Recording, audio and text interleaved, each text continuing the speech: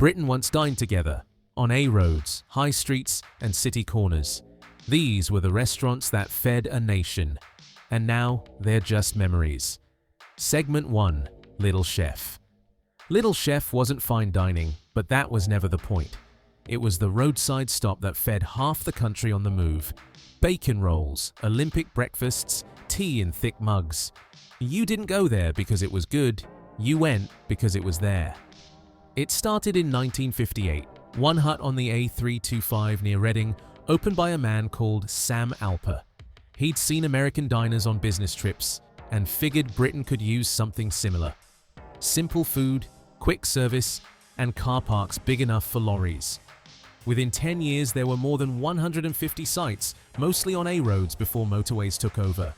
The menu never changed much. Fry-ups, toast, chips, and the kind of desserts that sounded homemade but weren't. The consistency was the whole appeal. You could walk into a Little Chef anywhere in the country and know exactly what you were getting. Right down to the orange plastic chairs and the smell of frying oil that never really left. By the 1980s, it had become part of the travel routine. Families on holiday, sales reps on long drives, coach tours full of pensioners, all stopping for the same all-day breakfast. The brand peaked at about 440 locations in the early 90s, then started to slide. Motorway competition, rising rents, and declining food standards killed the charm. It limped on through new owners and rebrands. Even Heston Blumenthal tried saving it in 2009 with a Michelin-level revamp, but nothing stuck. The last few closed quietly a few years ago. No farewell tour, no big statement. Just doors locked and signs faded. Segment 2. Bernie Inns, 1955 to 1995. If Little Chef was Britain's roadside stop, Bernie Inns were its idea of sophistication. Or at least, that's what people who never ate there like to say. In reality, they were smarter than they get credit for. Founded by brothers Frank and Aldo Bernie in 1955, the first restaurant opened in Bristol, offering steak, chips, and prawn cocktail at a price ordinary people could afford. It wasn't fine dining, it was democratized dining. And in post-war Britain, that was revolutionary. At its peak, there were around 150 Bernie Inns across the UK, all serving almost identical menus. The layout was standardized too. Dark wood paneling, red carpets, table lamps, and the same printed wine list. You could call it formulaic. But that was the point. Consistency felt like quality in the 60s. People went because they knew what to expect. A rare comfort in an era when eating out was still a novelty. Critics mocked it later, especially once real steakhouses and foreign cuisine became fashionable. But Bernie Inns made eating out normal. They trained staff rigorously, kept service structured, and made steak a mainstream meal. By the late 70s, they were serving millions of customers a year, generating profits that funded bigger hotel chains and restaurant groups. There's a tangent that says their decline started with inflation, but it was really about culture. The 80s brought Italian chains, microwaves, and American-style casual dining. Bernie's candlelit formality suddenly looked dated. They sold the business to Whitbread in 1995, who converted most sites into beef eaters. The name vanished, but the format didn't. Every pub restaurant that sells a grill menu owes something to Bernie Inns. They weren't glamorous, but they built the blueprint. Segment 3. Wimpy, 1954 to present, sort of. People always say Wimpy was Britain's first fast food chain. It wasn't. Not even close. It served burgers, sure, but you ate them off china plates with a knife and fork. That's not fast food, that's just food. The first Wimpy bar opened in London in 1954 inside a Lions Corner house. It was a franchise of an American brand owned by Edward Gold, but the British operation quickly became its own thing. By 1966, there were more than 1,000 locations worldwide, over half of them in the UK. Each one ran on routine: stainless steel griddles, coffee urns, and a service system that looked like a diner but moved like a cafe. They had technical discipline too. Everything from grill temperature to portion size was standardized. about 3 ounces per patty, toasted buns, and pre-weighed chips. A supply chain linked through J. Lyons and Company handled logistics, which, for the 50s, was modern stuff. What killed it wasn't the product, it was the format. When McDonald's arrived in 1974, Woolwich, South London first store, customers saw the difference instantly. Wimpy waited tables. McDonald's didn't. Wimpy took minutes. McDonald's took seconds. They tried to adapt in the 80s, introducing counter service and a redesigned logo. That's when United Biscuits owned them. But the brand was split up in 1989. Most sites were converted to Burger Kings. A few survived independently, mostly in seaside towns, running on habit rather than demand. Here's the part people forget. Wimpy didn't die because it was bad. It died because it taught Britain how to eat quickly, then got left behind when the Americans did it better. You could call that failure. Or just evolution. Segment 4. Lyons Corner Houses, 1909 to 1977. They weren't cafes, not really. They were an ecosystem. And that's the part people miss when they talk about Lyons Corner Houses. They weren't about coffee or cakes, they were about control.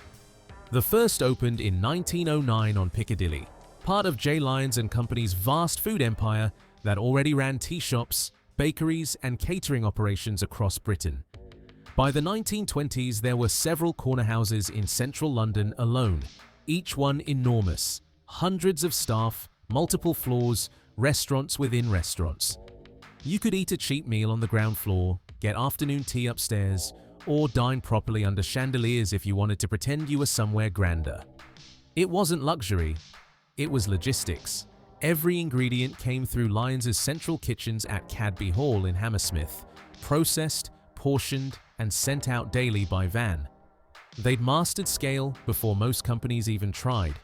The nippies, the waitresses in crisp black and white uniforms, became cultural shorthand for a certain kind of efficiency. Thousands worked for the company, trained in precision service that made the whole thing feel choreographed.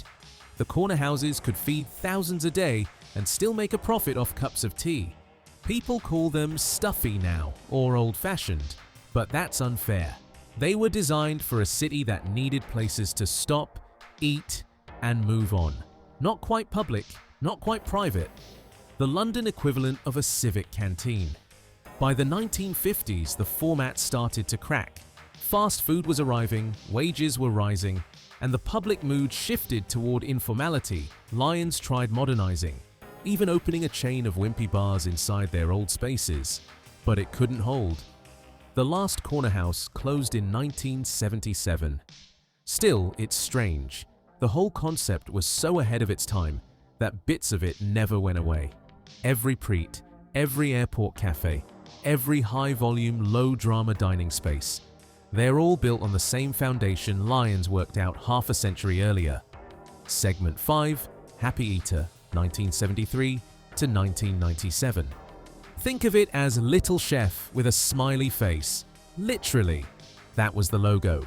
Same business model, same roadside appeal, but trying to be friendlier, newer, less formal. It started in 1973, founded by Michael Picard, who'd actually worked for Little Chef before deciding he could do it better. The concept was simple. Serve families on long drives, make it feel less like a truck stop, and add play areas so kids didn't lose their minds halfway to Cornwall. By the late 70s, it worked. Around 20 sites, expanding fast, and by 1980, Trust House Fort, the hotel and catering group, bought it outright. That's when the chain hit its stride. Purpose-built restaurants with brown tiled roofs, car parks big enough for coaches, and menus that were nearly identical to Little Chef's.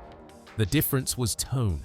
The decor was brighter, the service slightly looser, and the brand leaned hard on its cheerful mascot, a round, red-faced character that ended up painted on every wall. At its peak in the late 80s, there were about 140 Happy Eaters across the UK. You could find them dotted along the A1, M4, M5, usually right where families needed a break from the motorway monotony. The food wasn't great. Burgers, fry-ups, mixed grills, but it was consistent, and that was the point. Then came Granada. In 1996, they bought Fort and immediately began converting Happy Eater sites into little chefs, reasoning that two roadside brands doing the same thing made no sense. Within a year, Happy Eater was gone. What's strange is how little of it remains. No real nostalgia push, no comeback stories, not even a lingering menu item. Just a few peeling signs on forgotten A roads and the faint memory of a smiling face that tried, briefly, to make Britain's service stations a little more cheerful. Segment 6. Garfunkel's 1979 to present, sort of. Garfunkel's was never cool, but that was exactly the point. It sat quietly in the middle of London's tourist circuit, the kind of place you'd end up in because it was there, not because you planned to be. Opened in 1979, it belonged to City Centre Restaurants, the group that later ran Frankie and Benny's and Chiquito, which tells you almost everything about its DNA. Dependable, familiar, aggressively unadventurous. Walk into one, and the script never changed. Segment 8. Deep Pan Pizza Company, 1981 to 1998. Deep Pan Pizza Company was everywhere, and then it wasn't. That's the story in one line. Founded in 1981, it took the American-style pizza restaurant, all-you-can-eat buffets, soft drinks by the jug, deep crusts drowning in cheese, and dropped it straight into suburban Britain. Within a few years, there were more than 80 locations across high streets and shopping centres, making it one of the country's fastest-growing casual dining chains. It wasn't subtle. The restaurants leaned into the American theme, hard. Bright neon, red booths, menus that shouted about big flavor and real American style. For a country still getting used to fast food, it was exciting, almost cinematic. Families went for birthdays, teenagers for dates, and anyone who wanted a night out that didn't involve a pub. The problem was that Deep Pan Pizza built itself on one idea: excess. Bigger portions, heavier bases, more toppings. And it worked. For a while, but by the mid-1990s, tastes were shifting. Thin crusts were fashionable again, helped by Pizza Express and imported trends from Europe. Deep Pan's identity suddenly looked clumsy, dated, and out of sync. Their other issue was cost. The buffets were generous but unprofitable, the restaurants large but expensive to run, and the market was crowding fast. Pizza Hut had already arrived with corporate muscle, tighter branding, and better marketing. Deep Pan Pizza couldn't compete on either style or efficiency. There's one detail people forget. The chain's slogan in the 80s was, "In Deep Pan We Trust." It sounded confident, almost defiant. And maybe that was the problem. By 1998, most branches were gone, absorbed by rival operators or quietly converted into other casual dining outlets. The unexpected truth: it wasn't really bad pizza, just the wrong kind at the wrong time. A snapshot of 80s optimism baked into a crust that Britain eventually outgrew. Segment 9. Angus Steakhouse, the original Reputation era. Angus Steakhouse wasn't a fine dining institution. It was a tourist magnet with red neon and overcooked steaks. And for decades, that was exactly what made it work. The first Angus opened in London in 1968 under the name Aberdeen Steakhouse. By the 1970s, there were dozens scattered across the West End: Leicester Square, Piccadilly, Oxford Circus, each one identical. Red leather booths, chrome railings, menus promising sirloin, T-bone, and prawn cocktail starters. It was the restaurant equivalent of a souvenir shop. Loud, crowded, and unapologetically aimed at people visiting from somewhere else.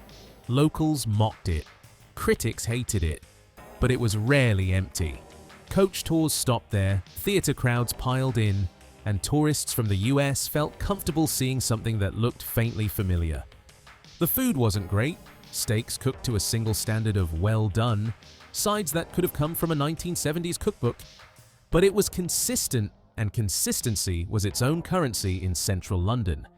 There was always confusion over who actually owned the chain. It passed through a string of companies: the Noble organization in the 80s, then various holding firms through the 90s, and each one promised a revamp that never quite happened. Some sites rebranded as Aberdeen Angus Steakhouses, others as Angus Steakhouse. Nobody cared which was which, as long as the neon lights stayed on. In the 1980s, Angus Steakhouse became a running joke in comedy shows and guidebooks, shorthand for everything tacky about London dining. Yet behind the scenes, it made serious money. High footfall, low expectations, fast turnover. No reservations, no pretense. By the 2000s, the brand's image was so cemented in kitsch that even attempts to modernize it, new interiors, better cuts of beef, craft beer, only made it stranger. People didn't go to Angus for good food. They went for the idea of it. And that's the irony.